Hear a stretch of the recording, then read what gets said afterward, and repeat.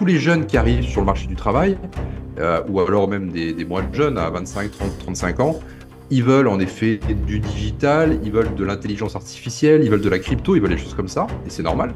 Mais par contre, toutes ces boîtes comme ça qui rapportent énormément d'argent, elles sont délaissées. J'écoutais un YouTuber dans le domaine de l'entrepreneuriat anglais et qui faisait cette analyse sur l'Angleterre, mais j'imagine que ça doit être assez proche en France, qui disait que tous les baby boomers ils vont partir à la retraite et que pour beaucoup de ces gens-là, alors il parlait en Angleterre que c'est 60% des entrepreneurs ou des entreprises appartiennent à des gens qui vont partir à la retraite dans les 10 prochaines années. Et son analyse, c'est de dire qu'il va y avoir vraiment un transfert de valeur énorme qui va se faire et donc une immense opportunité pour des entrepreneurs ou des futurs entrepreneurs de choper des bons coups, quoi. Euh, Selon toi, c'est quoi les grands domaines dans lesquels il faut s'intéresser, des types de boîtes où il faut mettre son nez et alors, pour préciser, son analyse, c'est de dire que c'est beaucoup de ces entreprises-là sont des boîtes profitables, mais elles ne sont pas digitalisées, elles n'ont pas mis en place des process. Enfin, tout ce qu'on a découvert ces 15 dernières années qui permettent d'amener une croissance, elles ne l'ont pas fait. Donc lui, son analyse, c'est de dire qu'il y a des trucs assez simples à mettre en place pour vraiment aider ces entreprises à se développer. Du coup, moi, ça m'a bien parlé, ce côté un peu transfert de richesse, quoi. Mais je sais pas du tout quel genre d'entreprise, tu vois. Moi, je regardais des coiffeurs, je me dis, mais non, des trucs de coiffeurs, ça va être une galère, c'est du recrutement. Tu vois, là, tu m'as parlé de transport. Après, moi, c'est des domaines qui sont très loin mentalement de moi. Mais ce serait quoi les types d'entreprises à regarder, à appréhender? Ouais, c'est en effet une grande tendance. Et même aux US, je crois que c'est encore pire. Je crois que c'est 10 000 business par mois ou par an, je crois, qui trouvent pas preneur, alors que c'est en effet, c'est des personnes qui vont partir à la retraite. Pour moi, les meilleurs business à reprendre durant ces prochaines années, c'est un peu comme disent les Américains, un peu boring businesses. Typiquement, tu as des boîtes, tu sais, qui font de la plomberie. Mais des boîtes qui font de la plomberie, ça peut faire 3, 4, 5 millions d'euros de chiffre d'affaires avec des EBE donc une rentabilité à 15-20%. Des fois, j'ai des dossiers qui arrivent sur mon bureau. Les mecs dans la plomberie en B2B, par exemple, ils font 4 800 000 euros de résultats. Et c'est des mecs qui ont 65-70 ans qui partent à la retraite et personne n'en veut. Tous les jeunes qui arrivent sur le marché du travail, ou alors même des moins jeunes, à 25, 30, 35 ans, ils veulent en effet du digital, ils veulent de l'intelligence artificielle, ils veulent de la crypto, ils veulent des choses comme ça, et c'est normal. Mais par contre, toutes ces boîtes comme ça qui rapportent énormément d'argent, elles sont délaissées. Donc en effet, tu as les boîtes de plomberie, tu as l'industrie, la manufacture. On a des très belles boîtes de manufacture aussi dans des régions qui sont assez rurales, par exemple, qui ne trouvent pas preneur parce que c'est au milieu de rien et c'est un métier qui peut paraître un peu poussiéreux. Voilà, tout ce genre de business-là, tu peux vraiment faire des très très belles reprises et il n'y a personne en face pour les reprendre. C'est incroyable. Et toi, mais avec ton activité via le mastermind où tu formes, tu transmets via une chaîne YouTube aussi, est-ce que tu as des déclics comme ça de gens qui se disent, bah, tiens, ça me tente, j'aurais envie. Est-ce que tu sens que ce changement de mindset, il est possible ou en fin de compte, cette fame qu'on a autour de l'entrepreneuriat, c'est parce que les gens veulent créer, donc on fait plus appel à des créateurs? Mm.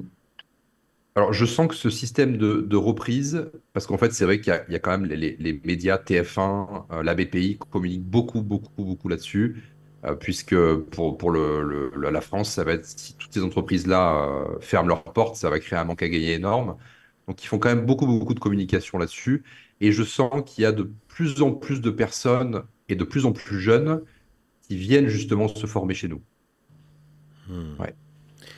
C'est vrai qu'en t'écoutant, je pense à deux, trois amis qui, eux, ont racheté des boîtes. Ils l'ont fait assez jeune, autour de la trentaine. Mais quand j'analyse, enfin, ouais, entre 25 et 30 ans, mais quand j'analyse, là, ça vient de me flasher, ils viennent souvent de familles avec des parents dans le domaine de la finance, dans l'entrepreneuriat, mais plutôt, comment dire, expérimentés, quoi. Pas des start-upers, des parents start-upers ou dans le monde du digital, des gens à l'ancienne. Et c'est vrai que quand moi, il y avait un petit côté, c'est pas du vrai entrepreneuriat, tu vois, dans ma tête quand il me racontait ça. Mais maintenant, avec du recul, c'est vrai que c'est beaucoup plus sage, en fait.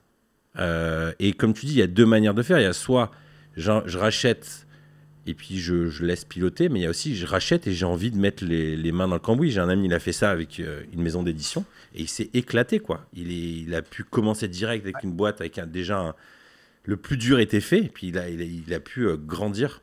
Donc c'est vrai que c'est un très bon axe. Maintenant, pour reprendre ces exemples-là de ces amis-là, eux, ils avaient des fortes compétences financières. C'est-à-dire que ce que tu racontes sur l'effet de levier sur des crédits, ou alors ils ont de la famille qui ont des moyens pour racheter, enfin, ils connaissent tout ça. Et c'est vrai que c'est une partie un peu chiante.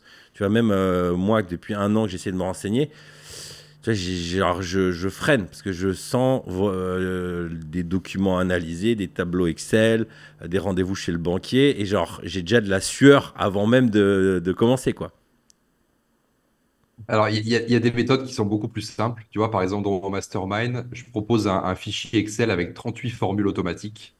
Tu n'as plus qu'à plugger le chiffre d'affaires, la rentabilité, etc. Ça te sort combien tu peux financer avec des partenaires de financement alternatifs à la virgule près, quel prix de cession tu dois négocier, est-ce que tu fais une bonne affaire, est-ce que tu fais pas une bonne affaire. Ça, on l'a mis tout ça sur informatique, sur un fichier Excel, qui te permet justement d'éviter de faire des calculs sur un bloc-notes, par exemple, avec des formules compliquées.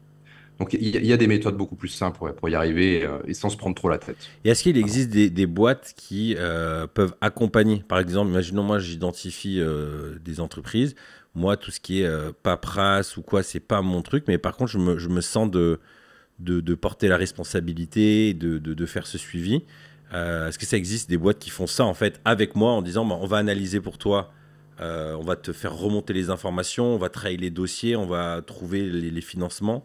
Oui, il y a des boutiques qui le font. C'est souvent des boutiques M&A hein, qui le font. Mais souvent, ils ont aussi un mandat pour vendre l'entreprise. Donc, Hmm. ils sont pas forcément très objectifs. On va dire, ils vont d'abord essayer de te vendre l'entreprise et après, tu auras les services associés. Mais sinon, après, derrière, tu peux très bien faire appel à ton cabinet d'expertise comptable qui, eux, généralement, font les audits après la signature d'une lettre d'intention. Donc, il y a un peu office de compromis dans l'immobilier. Où là, en fait, dans tous les cas, tu as minimum 2 à 3 mois d'audit obligatoire avant d'acheter officiellement la société. Ok. Et, et est-ce que il y a des manières de se protéger? Tu vois, dernièrement, j'ai été approché pour une de mes boîtes par un fonds d'investissement. Moi, hyper naïf, je balance toutes les infos, tu vois, parce que je suis curieux. Moi, j'étais plutôt celui que t'as pas envie, quoi. Ah ouais, vas-y, fais-moi une offre qui me fait rêver, tu vois. Et puis j'étais curieux du processus. Donc, en gros, moi, j'ouvre le capot, quoi, et je donne toutes les infos. Puis, quelques jours après, lors d'une soirée, je rencontre un investisseur et qui me dit, oh putain, fais super gaffe, parce que souvent, ils font ça parce qu'ils ont un autre deal en cours et ils sont en train d'analyser la concurrence. Donc, surtout, n'ouvre pas le capot, fais d'abord une analyse, enfin, fais d'abord un document de confidentialité, tout ça. Euh, Toi, c'est ce que tu fais quand tu approches une boîte, il y a des papiers à signer pour protéger. Oui, bah en fait, tu l'as dit, en fait. Alors, il n'existe pas beaucoup de papiers qui te protègent, un accord de confidentialité seulement.